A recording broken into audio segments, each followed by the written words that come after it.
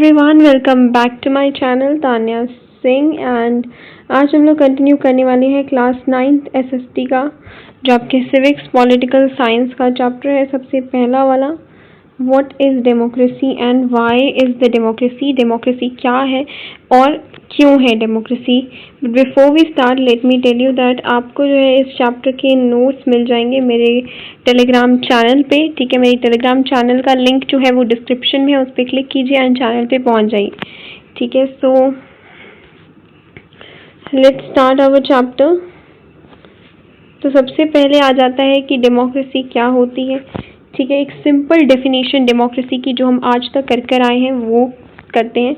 Democracy is a form of government in which the rulers are elected by the people. Democracy एक ऐसा form of government है, एक government चलाने का एक तरीका है जिसके अंदर हम जो है पीपल जो है वो अपने रूलर्स को खुद चूज करते हैं। अब ये जो है ये तो एक बहुत ही अच्छा पॉइंट हो गया हमारे लिए। ये हमें बहुत ही अच्छा पॉइंट मिला है कि हम डेमोक्रेटिक फॉर्म ऑफ गवर्नमेंट को जो है वो नॉन डेमोक्रेटिक से कर पाए, लेकिन सारे नॉन डेमोक्रेटिक से हम नहीं कर पाते हैं। जैसे कुछ से हम कर लेते हैं, जैसे जो आर्मी रूलर्स हैं म्यांमार के, वो जो है उन्हें इलेक्ट नहीं किया है पीपल ने, तो इसीलिए जो है ये क्या हो गया, नॉन डेमोक्रेटिक कंट्री है। जो डिक्टेटर्स थे चीन में, उन्हें भी किसी ने नहीं लोगों ने खुद चूज नहीं किया था, तो वो भी non democratic form of government है। जो किंग्स होते हैं सऊदी अरेबिया में, उन्हें पीपल नहीं चूज करते हैं, बट क्योंकि वो एक रॉयल फैमिली में बॉर्न आउट हुए हैं तो वो प्रिविलेज लेकर आए हैं। चलिए, इस तरीके से हमने कर तो लिया कि डेमोक्रेसी जो है, इससे हमें पता लग रहा है कि ठीक है, जिसके अंदर रूलर्स लोग इलेक्ट करें वो डेमोक्रेसी है, और जिसके अंदर नहीं करें वो डेमोक्रेसी नहीं है। लेकिन आपको बता दूं कि ऐसा ज़रूरी नहीं होता है कि सिर्फ और सिर्फ ये डेफिनेशन एडिक्वेट होगी। ये डेफिनेशन हर जगह पे काम नहीं आती है। अगर हम इसे अनथिंकिंग मैनर में यूज़ करेंगे तो हम ऑलमोस्ट हर एक गवर्नमेंट को हम डेमोक्रेटिक ही कह देंगे, चाहे जहाँ पर इलेक्शंस हो रहे हैं। मान लीजिए कोई ऐसी कंट्री है जहाँ पर इलेक्शंस हो रहे हैं, ठीक है, लेकिन जिनको लोग वोट कर रहे हैं वो इंसान नहीं बन रहा है, बल्कि जिनको लोग वोट नहीं कर रहे हैं वो बन रहा है, क्योंकि उसने जो है फ्रॉड यूज़ किया है, माल प्रैक्टिसेस यूज़ किए हैं और खुद को बार बार जिताया है। तो ऊपर से देखने को तो क्या लगेगा कि वो एक कंट्री डेमोक्रेटिक है, लेकिन क्या वो कंट्री डेमोक्रेटिक है? वो कंट्री डेमोक्रेटिक नहीं है। चलो, दैट इज़ वाई हमको क्या करना है, केयरफुली डिस्टिंग्विश करना है डेमोक्रेटिक को अनडेमोक्रेटिक वन से। ठीक है, और इसके लिए हम लोगों की ये सिंपल डेफिनेशन काम नहीं आएगी, हमें थोड़ी और जो है अच्छी डेफिनेशन चाहिए, जिससे हम क्लियरली जो है डेमोक्रेटिक यानी कि जो प्रिटेंड कर रहे हैं डेमोक्रेटिक होने का और जो असली में डेमोक्रेटिक है उन्हें डिस्टिंग्विश कर पाए। ठीक है, ये हमें समरी डेफिनेशन कैसे मिलेगी आगे जब हम करेंगे, लेकिन उससे पहले ये कार्टून आ जाता है डेमोक्रेसी वाला। ये जो मैं आपको करवा रही हूँ, इसके बाद जो है आपको बुक रीडिंग करने की कोई भी ज़रूरत नहीं पड़ेगी। ठीक है, सो ये आपके कार्टून दे रखा है। ये जो है ये कौन सी ईयर का कार्टून है, सबसे पहले क्वेश्चन ही आ जाता है 2003। ये किस चीज़ का है? जो इराक ने यूएस ने इराक में इन्वेजन किया था, ये है। ये कंट्री कौन सी? इराक की। ये फोर्सेस किसकी हैं? ये यूएस की फोर्सेस हैं। यूएस ने इराक के अंदर इन्वेड किया था इन 2003 इस किस नाम पे कि वो डेमोक्रेसी को वहाँ पर प्रमोट करना चाहते हैं, लेकिन एक्चुअली में ये खुद के फ़ायदे के लिए इन्होंने किया था और नाम लिया था किसका कि हम लोग डेमोक्रेसी को प्रमोट करना चाहते हैं, इसलिए हमने जो है इराक को इन्वेड किया या इराक पे जो है कब्जा किया है। और इसलिए डेमोक्रेसी को, why the democracy is being written in this way, because यहाँ पर डेमोक्रेसी का जो है मोक किया गया है, डेमोक्रेसी का मजाक उड़ाया गया है उसको इस तरीके से लिखकर। तो in the name of democracy actually में यूएस फोर्सेस ने अपने खुद के इंटरेस्ट को पूरा किया। I hope it is clear to you. Now let's move on. तो हम लोग करने वाले हैं फीचर्स ऑफ डेमोक्रेसी। तो हम लोग करने वाले हैं features of democracy. 4 main features होते हैं। पहला फीचर हमारा हो जाता है पहला फीचर हमारा हो जाता है major decisions by elected leader.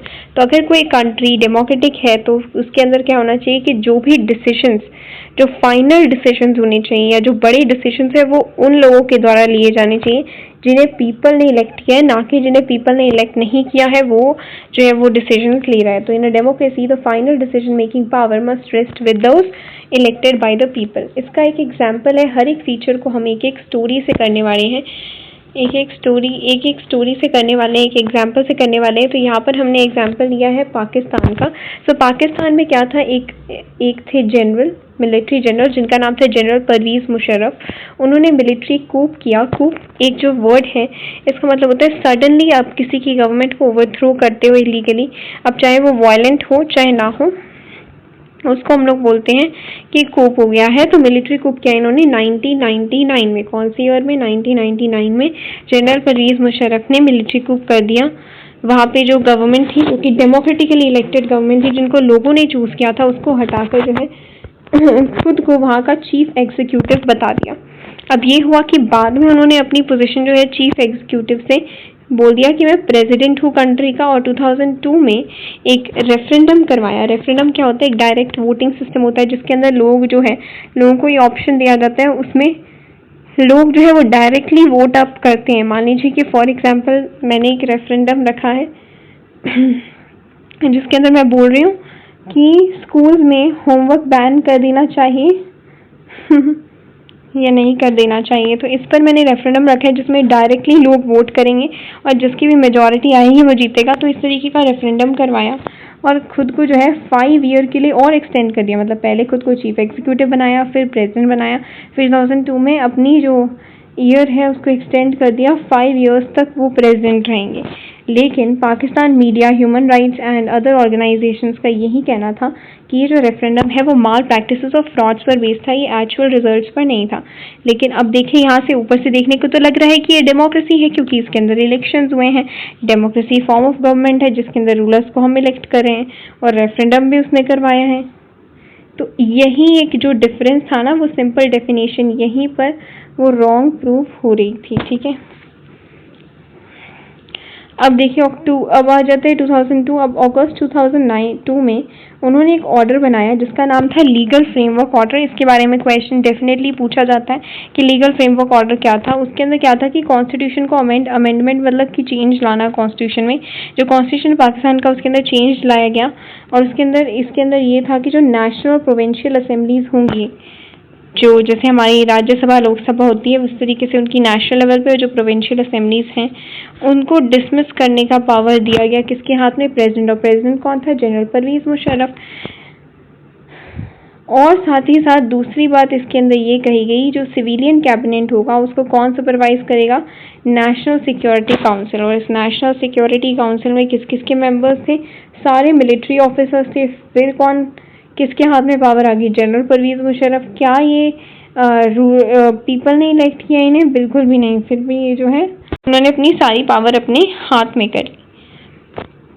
अब लॉ पास हो गया। अब इसके बाद इलेक्शंस भी हुए, ठीक है, नेशनल प्रोविंशियल असेंबली के इलेक्शंस हुए, लोग उसके अंदर इलेक्ट हो गए। लेकिन जो फाइनल डिसीजन मेकिंग पावर किसके पास रही, जनरल परवेज़ मुशर्रफ के पास ही रही, क्योंकि ही वॉज द वन जिसके पास पावर थी according to legal framework order कि वो चाहे तो वो डिसमिस भी कर सकता है किसको, नेशनल प्रोविंशियल स्टेट असेंबलीज को। तो यही हुआ। क्लियरली जो है बहुत सारे रीजंस हैं कि क्यों हम पाकिस्तान को जो है एक डेमोक्रेसी नहीं कह सकते। फिर भी सबसे बड़ा रीज़न ये है कि यहाँ पर मेजर डिसीजन जो था ना वो इलेक्टेड लीडर नहीं ले रहा था, बल्कि कौन ले रहा था, जनरल परवेज़ मुशर्रफ, जो कि आप रियल में देखा जाए तो वो एक इलेक्टेड पर्सन नहीं था। वेयर आज जो नेशनल प्रोविंशियल असेंबली से इलेक्ट हुए, जो असली में जिन्हें लोगों ने इलेक्ट किया, उनके पास कोई भी फाइनल डिसीजन मेकिंग पावर नहीं थी, क्योंकि उन्हें भी कौन कंट्रोल कर रहा था, नेशनल सिक्योरिटी काउंसिल, जिसके अंदर मिलिट्री ऑफिसर्स थे जो कि जनरल परवेज़ मुशर्रफ के ही आदमी थे। सो यहाँ से हमें पता लगता है कि हाँ, एक फीचर है कि अगर कोई कंट्री जो है डेमोक्रेटिक है तो उसके अंदर जितने भी मेजर डिसीजंस हैं वो एक इलेक्टेड लीडर ही लेगा। नेक्स्ट यहाँ पर कार्टून दिया हुआ है, तो यहाँ पे दो कार्टून दे रखे हैं। पहला ये कार्टून है सीरिया का, ठीक है। सीरिया जो है एक स्मॉल वेस्ट एशियन कंट्री है और यहाँ पर जो मेन पार्टी है, देखिए क्या ले रहा है, no entry before you fill that form in and become a member of the all Baathist party. So यहाँ पर क्या था कि जो रूलिंग बाथिस्ट पार्टी है और कुछ उसके अलाइज है, सिर्फ उन्हें ही इलेक्शंस लड़ने का मौका मिलता था, बाकी किसी को भी इलेक्शंस लड़ने का मौका नहीं मिलता था। तो यहाँ पे डेमोक्रेसी जो है, ये देखिए, ये जो है, ये स्टैचू जो है, ये डेमोक्रेसी का स्टैचू है और ये जो है आदमी, ये इसे भी फॉर्म पढ़ने को फिल कर रहा है। तो यानी क्या है, डेमोक्रेसी भी किसके अंडर आ चुकी है, अल बाथिस्ट पार्टी के अंदर। तो ये क्लियरली एक नॉन डेमोक्रेटिक रूल दिखा रहा है जिसके अंदर डेमोक्रेसी को भी किसके आगे झुकना पड़ रहा है, अल बाथिस्ट पार्टी के आगे। नेक्स्ट ये देखिए, ये जो है ये लैटिन अमेरिका से रिलेटेड कार्टून है। यहाँ पे जो है एक दो और क्वेश्चन है यहाँ पे देखिए, do you think this cartoon could apply to China in Mexico? बिल्कुल। चाइना में एक ही पार्टी है जिसका नाम है चाइनीज कम्युनिस्ट पार्टी, जिसका नाम है चाइनीज कम्युनिस्ट पार्टी CCP, और सिर्फ वही अलाउड है और उसके 8 अलाइज हैं, सिर्फ वही अलाउड है जिसको हम लोग आगे पढ़ेंगे। They are only allowed to contest the elections. तो इसीलिए yes, it is very much true for the China. उसके बाद दूसरा क्वेश्चन पूछा कि what does the crown of leaves on democracy signify? ये जो क्राउन ऑफ लीव्स हैं ये बता रहे हैं कि डेमोक्रेसी के जो डिग्निटी है, डेमोक्रेसी का जो स्टेटस है वो कितना जो है लो हो गया है, ठीक है। क्योंकि जनरली क्राउन जो है वो लीव्स का नहीं होता है, क्राउन तो डायमंड्स का, बीड्स का होता है, प्रेशियस मेटल्स का होता है, लेकिन यहाँ पर क्या है, लीव्स का क्राउन है। इसका मतलब क्या है कि डेमोक्रेसी की वैल्यू जो है यहाँ पर बिल्कुल ज़ीरो है। इसके बाद ये जो कार्टून है ये लैटिन अमेरिका का कार्टून है, ठीक है, जहाँ पर एक्चुअली में डेमोक्रेसी को कौन खा गया, ये एक सोल्जर है, ठीक है।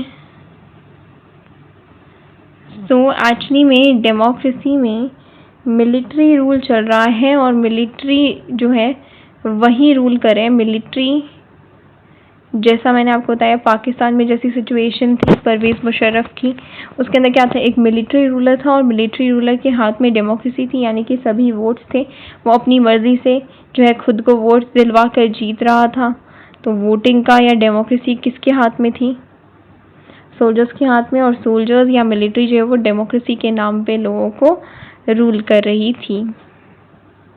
Does this happen sometimes in our country as well? No. Okay, हमारी कंट्री में ऐसा कभी नहीं हुआ। अब आइए सेकेंड फीचर पे। सेकेंड फीचर माना जाता है फ्री एंड फेयर इलेक्शंस।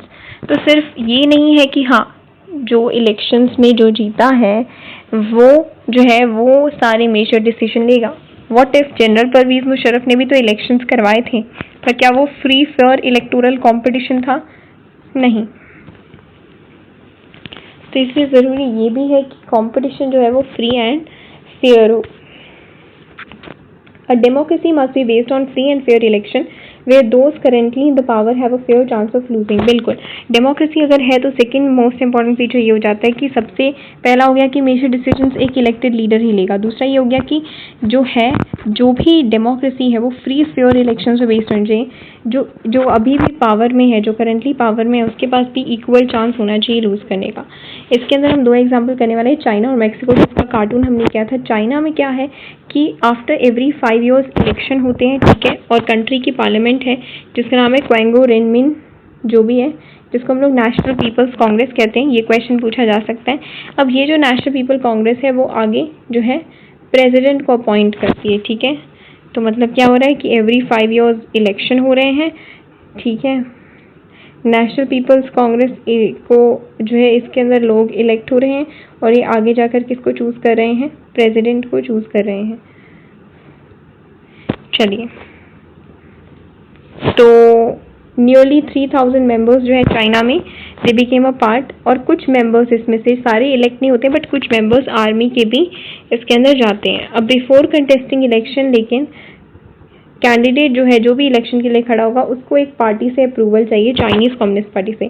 तो ये हो गया ना उस कार्टून की तरह, सीरिया वाले कार्टून की तरह, जहाँ पर कि अगर आप इलेक्शंस लड़ सकते हैं लेकिन आपको एक ही पार्टी का पार्ट बनना पड़ेगा। ऐसे में क्या होगा, चाहे कोई भी खड़ा हो, चाहे कोई भी जीते, कौन सी पार्टी का राज रहेगा? चाइनीज कम्युनिस्ट पार्टी का। तो क्या ये फेयर है? नहीं। Only those who are the members of Chinese Communist Party या उसके 8 स्मॉलर पार्टीज जो उसकी अलाई है, उन्हें ही अलाउड किया गया 2002 और 2003 के अंदर। तो ये क्या है?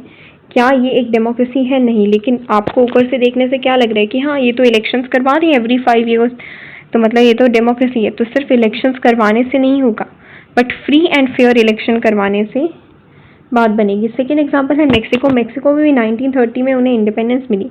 मेक्सिको में एवरी 6 ईयर्स जो है के बाद प्रेसिडेंट को चूज किया जाता है, और कभी भी मैक्सिमम में कोई भी मिलिट्री या डिक्टेटर का रूल नहीं रहा है। लेकिन 2000 के बाद हर इलेक्शन में एक ही पार्टी जीती है जिसका नाम है PRI। अब यहाँ पर बच्चे कंफ्यूज होते हैं, PRI, लेकिन इसकी फुल फॉर्म चलती है उल्टी, इंस्टीट्यूशनल रेवोल्यूशनरी पार्टी। ठीक है, तो ये ध्यान रखिएगा। अपोजिशन पार्टीज चाइना की तरह नहीं है कि अपोजिशन पार्टीज है ही नहीं कोई, सब चाइनीज कम्युनिस्ट पार्टी से। अपोजिशन पार्टीज के पास पूरा है कि वो जो है इलेक्शंस लड़ सकती हैं, लेकिन कभी भी जीत नहीं पाती। क्यों? क्योंकि PRI जो है वो डर्टी ट्रिक्स को यूज करती है, अनफेयर माल प्रैक्टिसेस को यूज करती है आगे बढ़ने के लिए। अब ये क्वेश्चन आ सकते हैं कि what are the mal practices being used by the PRI। तो नंबर 1 हो जाता है कि जितने भी गवर्नमेंट ऑफिशियल्स हैं उनके लिए कंपल्सरी कर रखा है कि आपको पार्टी मीटिंग्स ज्वाइन करनी है, even if someone doesn't want. Secondly, teachers जो है गवर्नमेंट स्कूल्स के, वो पेरेंट्स को फोर्स करते हैं कि आप PRI को ही वोट दीजिए। मीडिया भी जो है, मीडिया भी इनसे मिली हुई है। मीडिया भी बाकी सारी अपोजिशन पार्टीज की एक्टिविटीज नहीं दिखाती, सिर्फ PRI की दिखाती हैं। क्या होता है कि पोलिंग बूथ जो है वो लास्ट टाइम पे शिफ्ट कर दिए जाते हैं, अब जिसकी वजह से लोग जो है लास्ट मिनट में वो तो वहाँ गए हैं, लेकिन एकदम से शिफ्ट हो गए तो कोई भी वोट नहीं कर पा रहा है। और साथ ही साथ बहुत ज़्यादा मनी पावर का यूज़ किया जाता है इन द इलेक्शंस।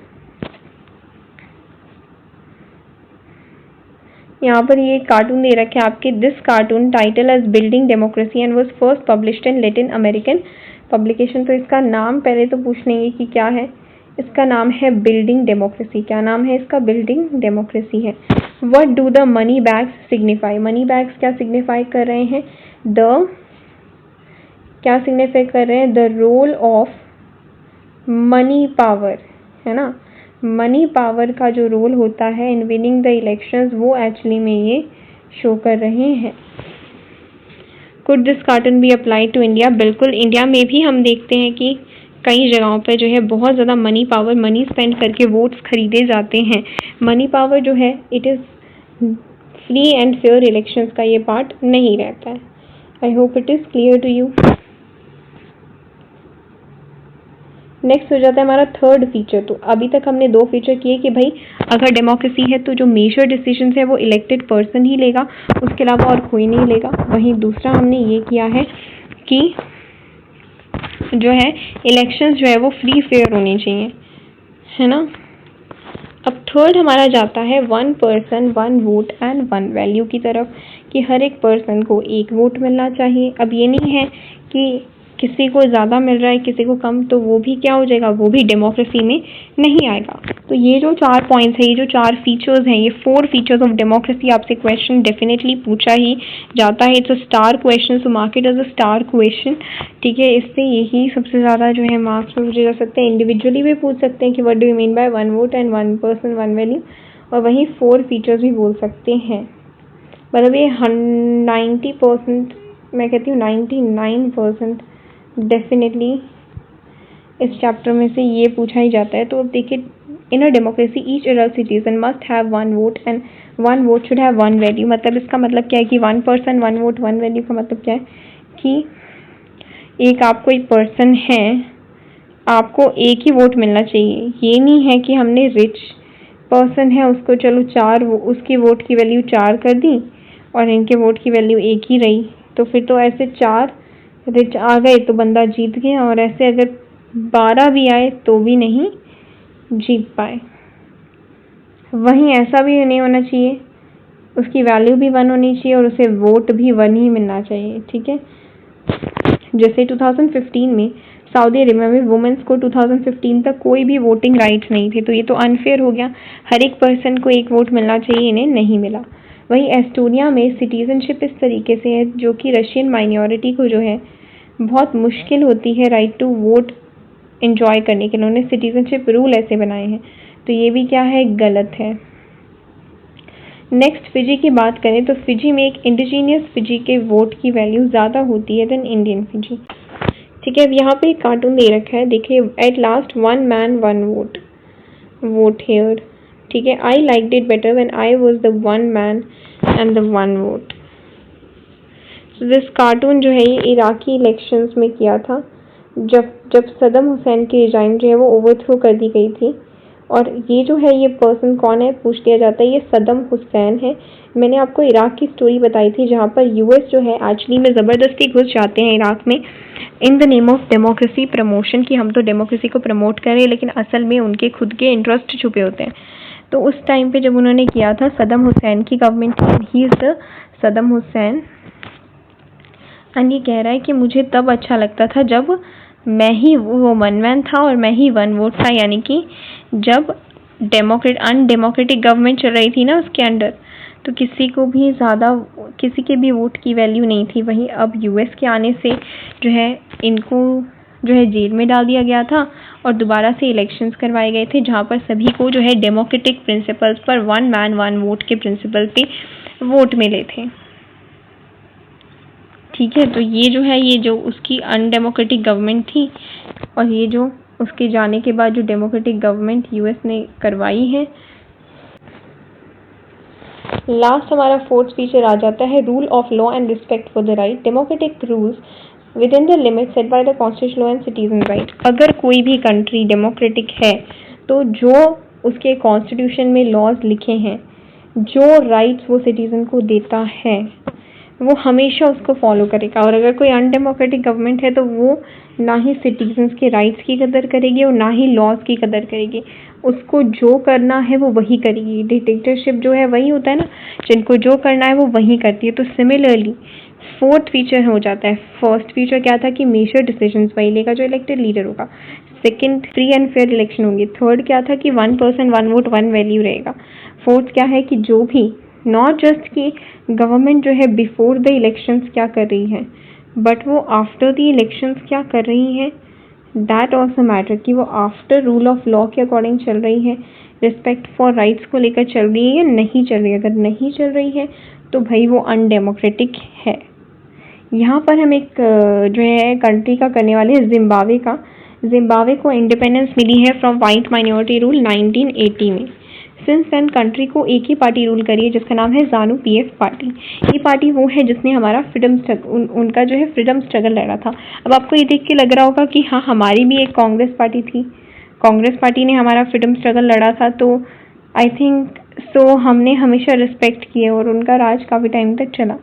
उस तरीके से ZANU PF party is the party जिन्होंने फ्रीडम स्ट्रगल लड़ा है, तो फिर शायद वो डेमोक्रेटिक ही कर रहे होंगे। तो आइए देखते हैं, उनका एक लीडर था जिनका नाम था रॉबर्ट मुगाबे, और वो कंट्री को इंडिपेंडेंस के दौरान से वही रूल कर रहा है। इलेक्शंस भी रेगुलरली हो रहे हैं, लेकिन हमेशा ज़ानू पीएफ पार्टी ही जीतती है वो। और रॉबर्ट मुगाबे पॉपुलर भी है क्योंकि उन्होंने उनका इंडिपेंडेंस स्ट्रगल लड़ा है, लेकिन फिर भी वो अनफेयर प्रैक्टिसेस को यूज़ करते हैं इलेक्शंस में। कैसे, ये क्वेश्चन आ सकता है। 7 प्रैक्टिसेस हैं, देखते हैं क्या होता है। पहली बात तो ये है कि जो ना उनका गवर्नमेंट है, उन्होंने बहुत बारी कॉन्स्टिट्यूशन के साथ छेड़छाड़ की, अपनी मर्जी से जो है कॉन्स्टिट्यूशन को चेंज किया है और अपने इंटरेस्ट के हिसाब से उसके अंदर चीज़ों को चेंज किया है। जैसे उन्होंने प्रेसिडेंट की पावर्स और ज़्यादा बढ़ा दी हैं और उसे और ज़्यादा अकाउंटेबल का मतलब होता है आंसरेबल, तो उन्हें जो है लेस आंसरेबल बनाया है टू द पीपल। सेकेंड क्या है कि अपोजिशन पार्टी के वर्कर्स को हरास करना, उनकी मीटिंग्स को डिसरप्ट करना। थर्डली, पब्लिक प्रोटेस्ट और डेमोन्स्ट्रेशंस जो है गवर्नमेंट के अगेंस्ट, उन्हें इलीगल डिक्लेयर कर दिया। अब लोग जहाँ पर प्रोटेस्ट नहीं कर पा रहे, जहाँ पर सिटीजन्स को राइट टू प्रोटेस्ट नहीं है, वो डेमोक्रेटिक कंट्री नहीं है। एक ऐसा लॉ बनाया जिसमें जो राइट था टू क्रिटिसाइज द गवर्नमेंट उसको लिमिट कर दिया गया, यानी कि आप प्रेसिडेंट को भी क्रिटिसाइज करने का राइट आपको नहीं दिया जा रहा है। टेलीविज़न और रेडियो जो है वो भी गवर्नमेंट कंट्रोल करके रखती है और सिर्फ वो जो है रूलिंग पार्टी का वर्जन बता रही है, यानी कि एक राइट जिसको हम लोग बोलते हैं फ्रीडम ऑफ प्रेस, वो भी जो है इस कंट्री में क्या है, नहीं है।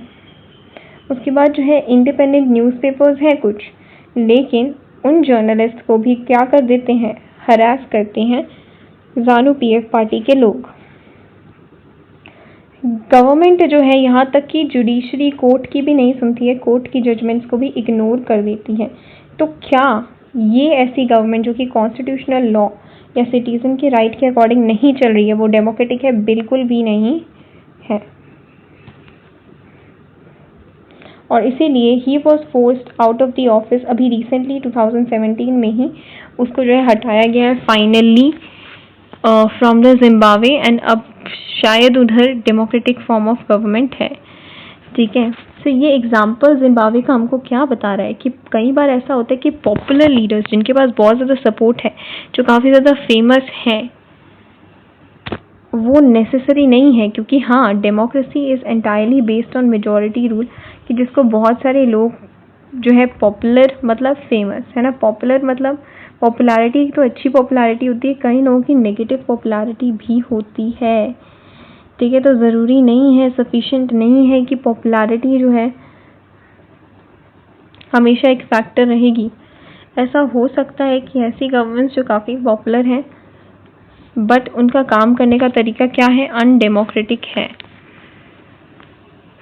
ठीक है, दूसरी बात जैसा मैंने बोला कि सिर्फ बिफोर द इलेक्शन क्या हो रहा है उस पर मत देखिए, आफ्टर द इलेक्शन क्या हो रहा है वो भी देखिए। जैसे बिफोर द इलेक्शन जो है सफिशिएंट रूम होना चाहिए कि नॉर्मल पॉलिटिकल एक्टिविटीज़ हो, जहाँ पर अपोजिशन भी अपना जो भी करना है वो कर पाए, है ना। साथ ही साथ कुछ बेसिक राइट ऑफ सिटीजन्स का होना चाहिए, वो फ्री होने चाहिए कि उन्हें जैसा लगता है, उनके क्या ओपिनियंस है वो सब पब्लिक में अच्छे तरीके से बोल पाए। ये नहीं कि अपने right to criticise the president हटा दिया, एसोसिएशंस बना पाए, प्रोटेस्ट कर पाए, हर एक पॉलिटिकल एक्शन ले पाए, और सब जो है इक्वल हों in the eyes of the law, चाहे वो खुद प्रेसिडेंट ही क्यों ना हो। और आफ्टर द इलेक्शंस भी जब आप इलेक्ट हो जाते हैं तो कुछ कंडीशंस को आपको फॉलो करना ही पड़ता है आफ्टर इलेक्शन, कि आपकी गवर्नमेंट को डेमोक्रेटिक वे में चलाना पड़ता है। ये नहीं है कि डेमोक्रेटिक गवर्नमेंट, अगर गवर्नमेंट डेमोक्रेटिक है तो you can't do what ever you like. आपको कुछ लॉज हैं, कुछ राइट्स हैं, और उन्हें फॉलो करते हुए ही चलना है, चाहे आप गवर्नमेंट हैं, चाहे आपको पीपल ने इलेक्ट किया है। ठीक है, क्योंकि डेमोक्रेसी से डिक्टेटरशिप बनने में टाइम नहीं लगता। रिस्पेक्ट करनी चाहिए माइनॉरिटीज़ की, हर एक डिसीजन जो है वो सीरीज ऑफ कंसल्टेशन के थ्रू आना चाहिए। ये नहीं कि अपनी मर्जी से कुछ भी कर दिया। ऑफिस बियरर भी है, कोई ऑफिशियल भी है, उसके भी सर्टेन राइट्स हैं, लेकिन राइट्स के साथ आती है रिस्पॉन्सिबिलिटीज़, और वो रिस्पॉन्सिबिलिटीज़ जो कॉन्स्टिट्यूशनल लॉ उन्हें दे रही है वो उन्हें फुलफिल करना है। और हर एक पर्सन अकाउंटेबल होगा, सिर्फ पीपल के प्रति ही नहीं बल्कि अपने अदर इंडिपेंडेंट आपस में ऑफिशियल्स भी एक दूसरे के प्रति क्या होंगे, बहुत ज़्यादा अकाउंटेबल होंगे। तो ये हमारा था फोर्थ फीचर। तो हमने चारों फीचर्स कर लिए। क्वेश्चन आता है तो 4 मार्क्स में क्वेश्चन आएगा, या फिर इंडिविजुअली आपसे पूछ लेंगे। सारे एग्जाम्पल्स आपको करने हैं। ठीक है, तो अब लोग पहुंच चुके हैं समरी डेफिनेशन की तरफ। तो अभी हमने स्टार्टिंग में क्या किया था, एक सिंपल डेफिनेशन से अपनी जर्नी स्टार्ट की थी कि भाई डेमोक्रेसी एक ऐसी फॉर्म ऑफ गवर्नमेंट है जहां पर जो है rulers are elected by the people. इसके आगे हम लोग करते हैं, यानी कि इससे हमें 2 क्वेश्चंस प्रिपेयर हो गए। एक हमारा समरी डेफिनेशन प्रिपेयर हो गया अगर पूछ लिया जाएगा 4 मार्क्स में, तो एक हमारा फीचर्स भी प्रिपेयर हो गए अगर पूछ लिए जाएंगे 4 मार्क्स में। तो ये दोनों क्या है, सेम है। आपको इसके नोट्स जो है वो टेलीग्राम चैनल पे मिल जाएंगे। तो ये जितना भी आपका ये जो पीपीटी बनी हुई है वो आपको नोट्स फॉर्मेट में मिल जाएगी ऑन माय टेलीग्राम चैनल। तो एक ऐसी गवर्नमेंट जिसके अंदर रूलर्स जो है उन्हें पीपल ने इलेक्ट किया हो, और उन रूलर्स के पास ही सारे मेजर डिसीजंस लेने का हक हो। इलेक्शंस जो है वो अच्छी चॉइस और फेयर अपॉर्चुनिटी दे। ये ना हो कि चाइनीज़ गवर्नमेंट की तरह फ्री फेयर नहीं है। ठीक है, उतनी ही दे टू चेंज द कंट्री, जितना चूज़ करने में दे रहे हैं उतना चेंज करने में भी दें। और ये जो चॉइस और अपॉर्चुनिटी है ये सबको जो है इक्वल बेसिस पे मिले, 1 पर्सन 1 वोट 1 वैल्यू। और ये जो चॉइस है ये गवर्नमेंट जो है एक्सरसाइज करे according to some basic rules and the citizens right. ये नहीं कि जो मर्जी करे। तो ये हमारा क्या हो गया, हम सिंपल डेफिनेशन से एक समरी डेफिनेशन में गए।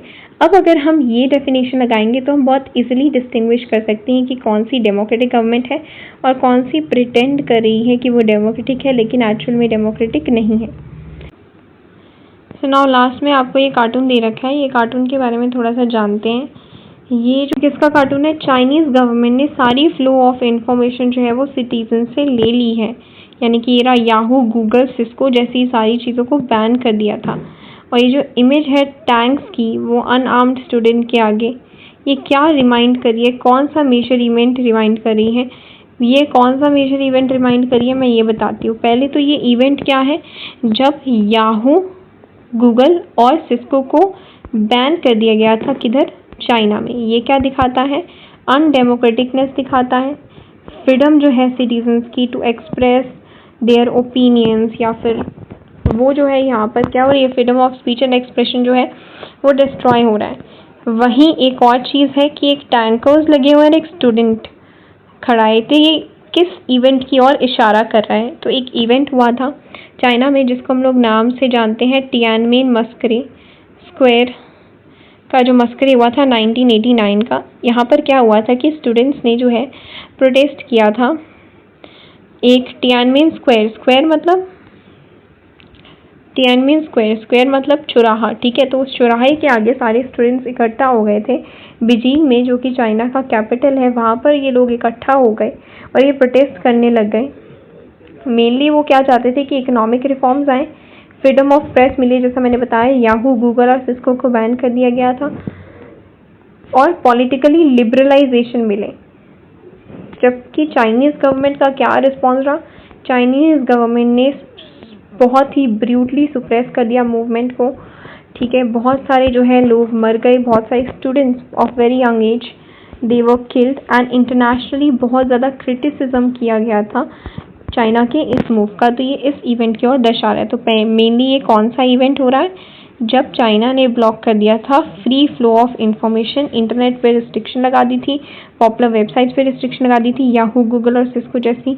और एक स्टूडेंट क्यों खड़ा है, क्योंकि आगे क्या होने वाला है, एक स्टूडेंट प्रोटेस्ट होने वाला है। कहाँ पर, टियानमेन स्क्वायर पर 1989 में, जहाँ पर चाइनीज़ गवर्नमेंट जो है वो टैंकर्स से जो है हमला करती हैं स्टूडेंट्स पे, जस्ट बिकॉज वो प्रोटेस्ट कर रहे थे, जस्ट बिकॉज उनकी कुछ डेमोक्रेटिक डिमांड्स थी, ठीक है। So this was your entire video, this is a part 1 of the video. बहुत जल्दी पार्ट 2 ऑफ द वीडियो के साथ आएंगे, जिसके अंदर we are going to do further in this chapter, ठीक है।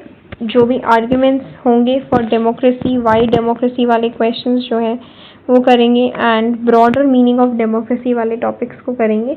Till then, that's it for the video.